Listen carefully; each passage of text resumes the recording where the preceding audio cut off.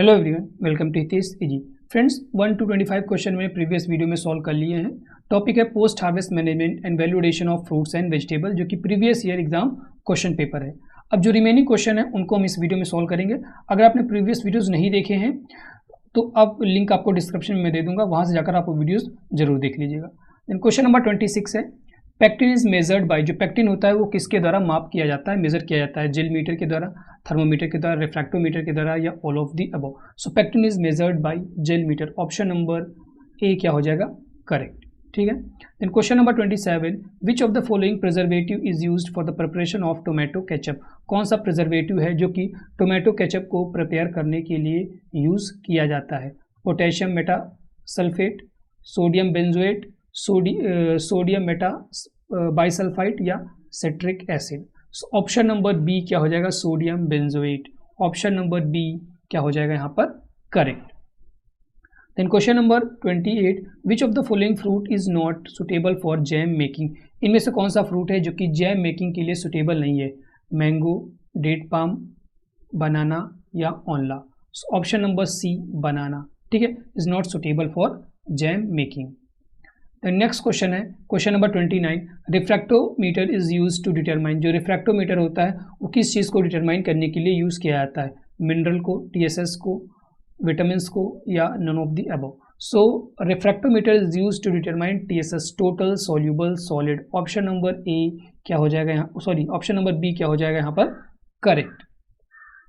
Then question number 30, vegetable are canned in. जो vegetable होते हैं उसकी जो कैनिंग की जाती है वो किस में की जाती है? ब्राइन में की जाती है, सिरप में की जाती है, डिस्टिल्ड वाटर में, या नॉन ऑफ द अबव। तो कैनिंग का जो टेम्परेचर होता है ग्रेटर देन 100 डिग्री सेल्सियस। ठीक है, तो किस पे की जाती है? ब्राइन। वेजिटेबल्स का ब्राइन में किया जाता है और फ्रूट्स का सिरप में किया जाता है। ठीक है, इसका किसमें? फ्रूट्स, जो फ्रूट्स होते हैं उनका किसमें किया जाता है? सिरप में, सिरपिंग करते हैं उनकी। ब्राइन का मतलब होता है नमक का सॉल्यूशन जो होता है।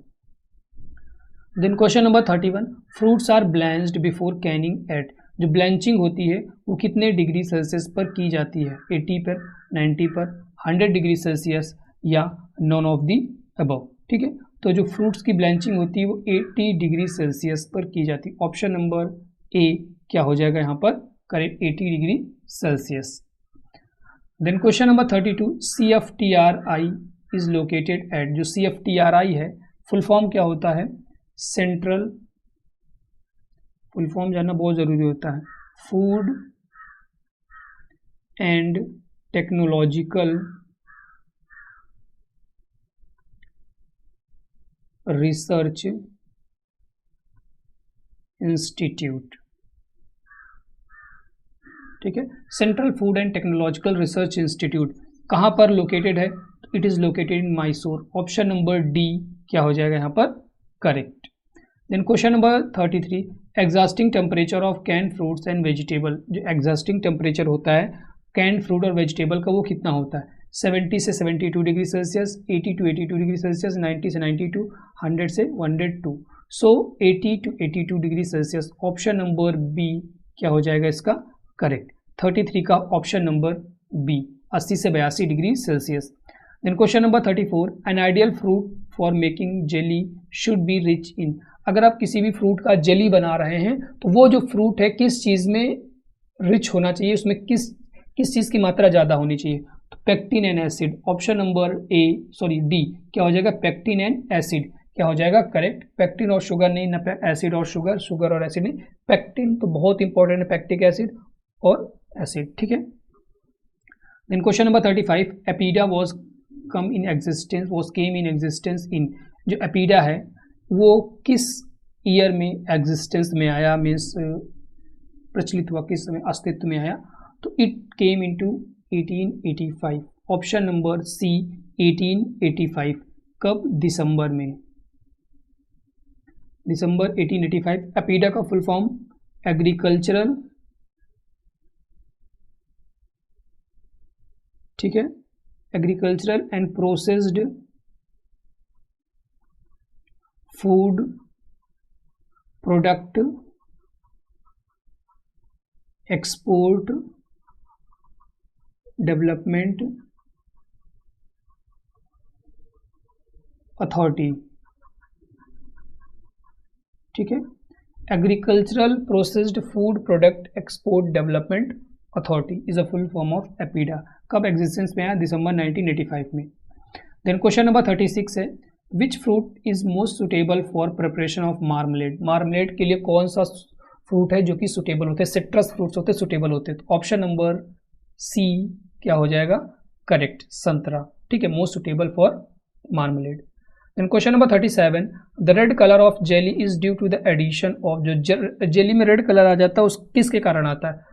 चेरिंग ऑफ शुगर के कारण आता है, पैक्टिन के कारण, आर्टिफिशियल कलर या एसिड? तो आर्टिफिशियल कलर नहीं मिलाते, charring of sugar. Option number D, sorry A क्या हो जाएगा? करेक्ट। काफी बार एग्जाम में इंपॉर्टेंट क्वेश्चन है कि चेरिंग ऑफ शुगर से जेली में क्या चेंजेस आते हैं? तो it becomes red in colour. ठीक है, ऑप्शन नंबर क्या हो जाएगा? A, charring of sugar. Then question number 38, blanching is a important process of, जो ब्लैंचिंग है किस चीज में इंपॉर्टेंट प्रोसेस है? टोमेटो में, चिली में, कॉलीफ्लावर में, टर्मरिक में। ठीक है, ब्लैंचिंग का सीधा सा मतलब होता है बॉईल करना, बॉयल उबालना। ठीक है, उसे थोड़ा कम करते, एकदम बॉईल नहीं करते, ताकि उसके जो ऑर्गेनिजम्स है, उसकी जो एंजाइमेटिक एक्टिविटी उसको प्रिवेंट किया जा सके, उसकी स्टोरेज लाइफ को इंक्रीज किया जा सके। तो ब्लैंचिंग किसमें इंपॉर्टेंट स्टेप है? कॉलीफ्लावर। ऑप्शन नंबर सी क्या हो जाएगा? फूल गोभी, करेक्ट ऑप्शन हो जाएगा। Then question number 39, feni is prepared by, जो फेनी है किसके द्वारा प्रिपेयर किया जाता है? बहुत इंपॉर्टेंट क्वेश्चन है और ये काफ़ी बार एग्जाम में पूछा जा चुका है। फेनी किसके द्वारा प्रिपेयर किया जाता है? जहाँ पर प्लांटेशन क्रॉप हमने पढ़ा था वहाँ पर ये क्वेश्चन काफ़ी बार पूछा गया है। तो कैश्यू नट के द्वारा। ठीक है, option number D, cashew nut. Feni is prepared by cashew nut. Then question number 40, TSS of chutney. Chutney का जो टीएसएस होता है कितना होता है? 30 होता है, 35, 50 या 40। सो टोटल सोल्यूबल सॉलिड चटनी में कितने होने चाहिए? कम से कम 50%। टीएसएस कितना होता है? 50। ऑप्शन नंबर सी क्या हो जाएगा? Correct. Then question number 41, storage temperature of cucumber. Cucumber का जो स्टोरेज टेम्परेचर होता है वो कितना होता है? 8 से 10, 10 से 11, 12 से 14 या 16 से 18। सो स्टोरेज टेम्परेचर कितना होता है? 8 से 10 डिग्री या 7 से 10 डिग्री सेल्सियस आपको लिखा मिलेगा। ऑप्शन नंबर ए क्या हो जाएगा? Correct. Then question number 42, all vegetables are dash in nature. जितनी भी वेजिटेबल्स होती है वो एसिडिक होती है, एल्कलाइन होती है, सैलाइन होती है या स्वीट्स होती है। ठीक है, आप लोग के लिए क्वेश्चन है कि वेजिटेबल्स एसिडिक होती हैं या एल्कलाइन होती हैं? इन्हीं दो में एक ऑप्शन है, कमेंट कीजिएगा कि वेजिटेबल्स एसिडिक होती हैं या एल्कलाइन होती हैं। बहुत आसान क्वेश्चन है। Question number 43, quick freezing temperature is, जो क्विक फ्रीजिंग टेम्परेचर कौन सा है? -4, -5 से 20, -18 या 0? तो quick freezing temperature -4 degree Celsius. ठीक है, ऑप्शन नंबर ए क्या हो जाएगा? Correct. Question number 44, zero energy cool chamber was developed by. अभी पीछे मैंने बताया था जीरो एनर्जी, GECC क्या लिखा था? GECC, zero energy cool chamber इसके द्वारा डेवलप किया गया? SK रॉय के द्वारा, निकोलस अपार्ट के द्वारा, BP पाल के द्वारा या JP लीगेन के द्वारा? ठीक है, तो यहाँ पर एक लोग का ही नाम लिखा है, बट दो लोगों ने, अक्सर दो लोग का नाम पूछा था, SK रॉय। ठीक है, एक ऑप्शन आपका ये हो जाएगा, दूसरा हो जाएगा खुर्दिया, SK रॉय एंड खुर्दिया। ठीक है, ये भी आपका ऑप्शन में है तो ये भी आप लगा के आइएगा, खुर्दिया A B और दोनों रहे तो दोनों लगा के आइएगा। ठीक है, देन क्वेश्चन नंबर 45, TSS इन जैम। जैम में जो TSS होता है कितना होता है? जो वैल्यू दी रहती 68.5%।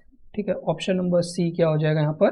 करेक्ट, 68%। ये आपका दिया रहता है बुकों में, 68.5% TSS जैम में 68%। Then question number 46, sugar and salt main principles का मेन प्रिंसिपल, मुख्य सिद्धांत क्या है?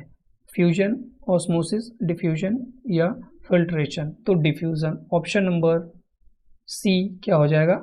करेक्ट।